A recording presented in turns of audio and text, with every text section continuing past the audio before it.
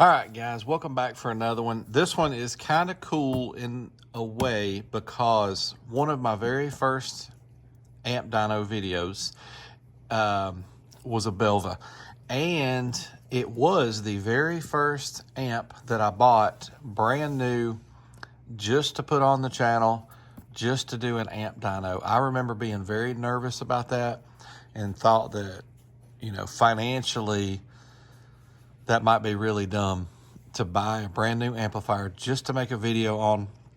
But I will tell you, when I sold that amp and got most of my money back, that was kind of where it started with me realizing, you know what, I won't have to lose the entire cost of that amp every week. I can sell them and get most of my money back, and then it's not such a big deal. But I remember being really nervous and thinking that might be one of the dumbest things I've ever done financially. But that was the little Belva 1500 BXA 1501 was that amp. And I'll just be honest with you guys, that is a cheesy little amp. It's only about $60, but it only put out 168 watts. It's a 2 ohm monoblock full range that only did 1500 watts. So very, very disappointing.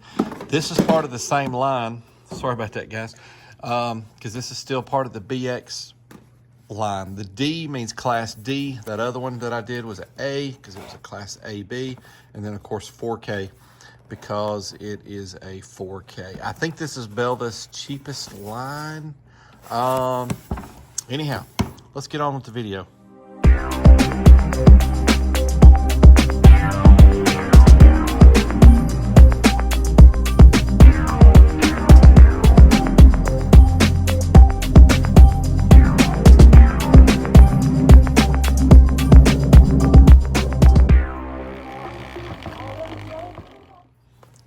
All right, let's check out the box. I don't think there's much going on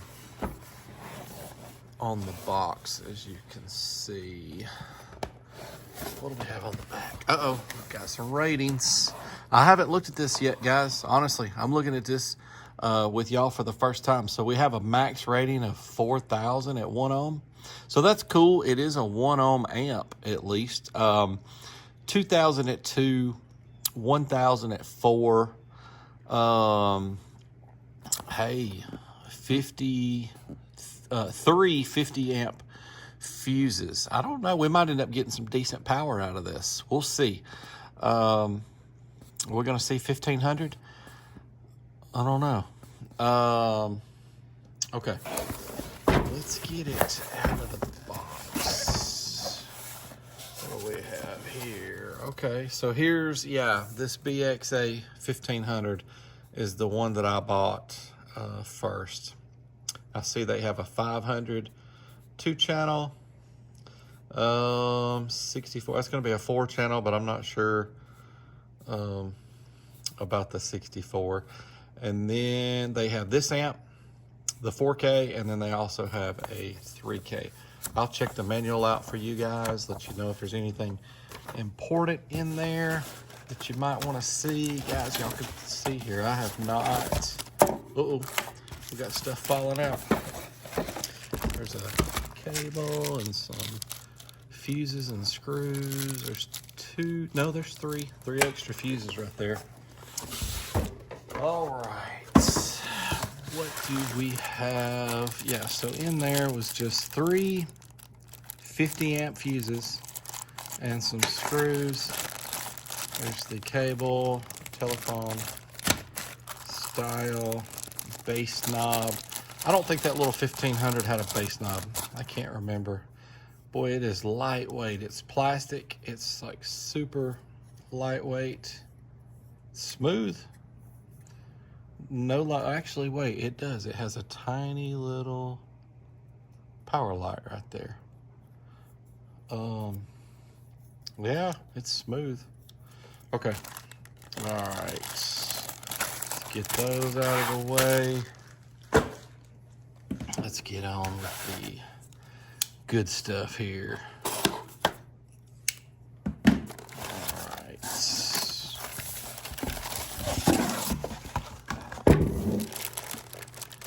All right. Let's get it out of the plastic.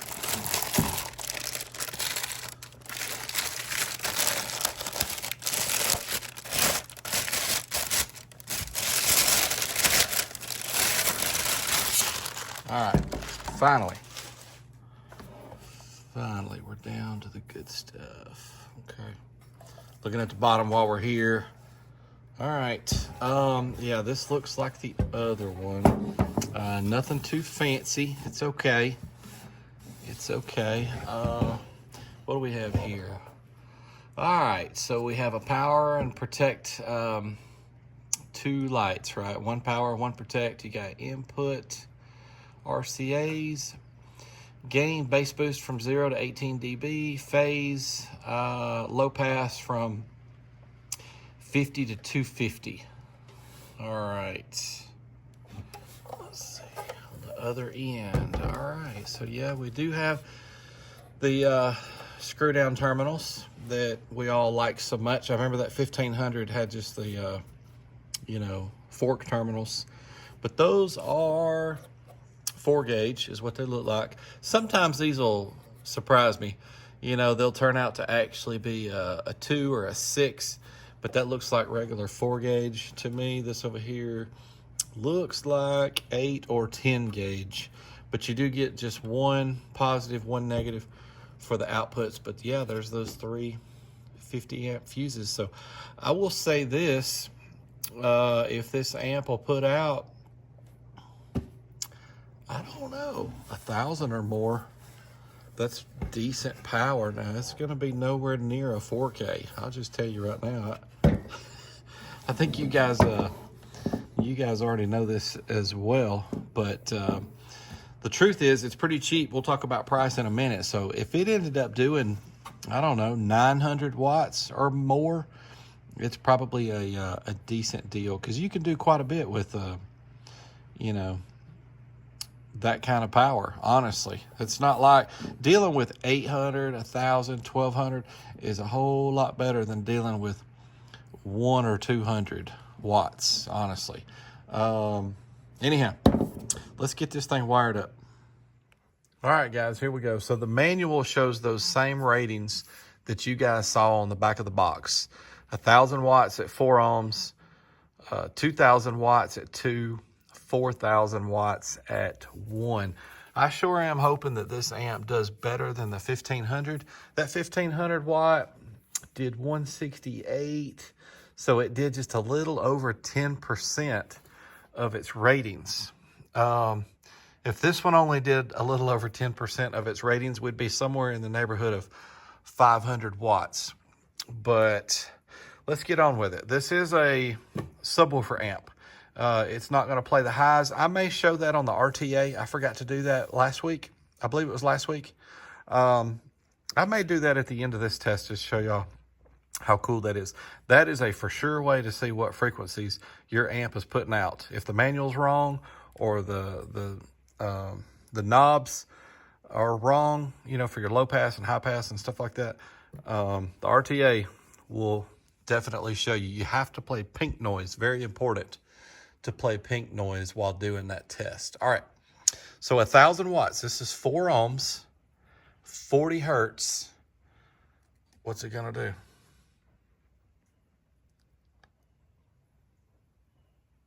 Nice. Okay, 466. Gosh, I forgot to put that in the mode where I'm sure if it dropped, it only went to 14.7. I can tell by this amp draw that it probably didn't drop at all, but it pulled 50 amps of current. All right, I'll say this, guys. That is a really good sign that this thing is going to do over 1K. Yeah. Okay, cool. Let's do dynamic at 4 ohms. All right, what's it going to do dynamic? Is that it? Okay. Just about the same. Okay, let's do 2 ohms. All right, here we go. 2 ohms, rated 2,000 watts. We know we're not going to see that, but we could get up there close to 1,000 maybe. Let's find out. 2 ohms. Here we go. What's it gonna do? 814. Okay, and the voltage dropped to 14.6, and the current pull was 92.5. All right, cool. So some okay power right out of the gate. We do need to talk about the price of this amp. It's not exactly a cheap amp, but it's not real expensive either. But let's do 2 ohms dynamic. All right, dynamic at 2. All right, there is not much headroom in this amp. It only does a little bit more dynamic than it does on a normal run. All right, cool. So I think we're gonna see well over 1,000 watts on this next run. So let's move on to the 1 ohm test. All right, guys, it's the 1 ohm test. Rated 4,000 watts. What's it gonna do? Here we go. 1255. The voltage dropped to 14.5 and the current draw was 160.9. Wow, okay. This amp does way better than that 1500 model. A big reason for that is because this is a Class D and that other one was a Class AB. So I'm seeing some numbers out of this amp that I like, honestly. Good amp for stock electrical, honestly, and maybe a little big for the little Hondas and Hyundais and Nissans, the little cars that have small batteries, small alternators. Those cars would be in the territory already of needing some little bit of electrical. But when you factor, impedance rise in there, that's always something to account for. They would probably be okay, but great size for stock electrical. Let's do the 1 ohm dynamic test. 1 ohm dynamic. Is it gonna beat the 12? Oh yeah, it did. All right, so there is some headroom at 1 ohm. 1363. Okay, cool. Wow, guys. Not too shabby. It's handled all these runs extremely well too, by the way. All right, I'm pleasantly surprised here, honestly. Now look, why do they call it a 4K? Call this a 1K and everybody would respect it a lot better. All right, anyhow, let me show you that RTA thing with the signal. All right, guys, here we go. We got the RTA hooked up to the outputs, and keep in mind, I said this is a subwoofer amp. I'm fixing to show you that. I don't know, just a cool way to test in case you're ever not sure or you want to check something. You can check your system. If your system's not sounding right, you can use this RTA at any point for the head unit, the DSP. If you have a bass knob, RCA bass knob coming out of the amp, anywhere along the way, you can test this. So let's turn it up. This is with the volume all the way down. Let's turn it up. All right, so check that out. Check that out. So this is a subwoofer amp. These are the lows over on the left. Let me get you where you can see that a little bit better. And the highs over to the right. So I'm also playing with the low pass. That is with the low pass all the way down, which on the amp says 50 hertz. If you look at that, I don't know, it's still playing pretty strong up to around, 60 or so. But that's why I say it's so hard to tell with the RTA. The CC1 is a lot more exact. But let's roll this up. The other end of the low pass is 250, meaning it'll play 250 and down. So right there, that looks to be fairly accurate. It's at about 250 that it starts rolling off. But that is with the filter opened all the way up. The way I have it right now, this amp is playing every frequency that it's capable of playing. So you see that the highs, 1 kilohertz, 2 kilohertz, all the way up to 20. This bar all the way on the right is 20K. See how all of that is rolled off. So anyhow, you could do this with a full range amp, a bass amp. Keep in mind though, by the time you get all the way to the outputs of the amp, everything affects this. What your head unit is set at. Well, number one, what frequency you're playing. You'll want to play, I'm gonna go ahead and turn this down a little bit. You'll want to play pink noise. Pink noise plays every frequency at the same time. If you accidentally play 40 hertz or 1K or something like that and things are looking weird, you might not be playing the right frequency. You want to use pink noise on this. And so if your head unit is not set up right, if your DSP is not set up right, your crossovers on your amp, or you're blocking out some of the signals from any of those things, it might not show up correctly here. So you'll want to be extra sure that you're playing pink noise and all the filters are opened up on every component to check this. Let's turn it up one last time. There we go. That is a bass amp. If this was a full range amp, it would be fairly flat all the way across. All right, guys, let's check out the gut shot of this amp. All right, guys and gals, here we go. It's the gut shot of the Belva 4K. Bam. All right. Does that look like a 1200 watt amp? It does to me. There's more guts in here than I expected, to be honest. You guys that are super knowledgeable about this, I'm just gonna slowly go around so y'all can check out whatever you would like to check out. This amp did better today than I expected it to do, to be honest. It really did. But here's the thing. Let's talk about price.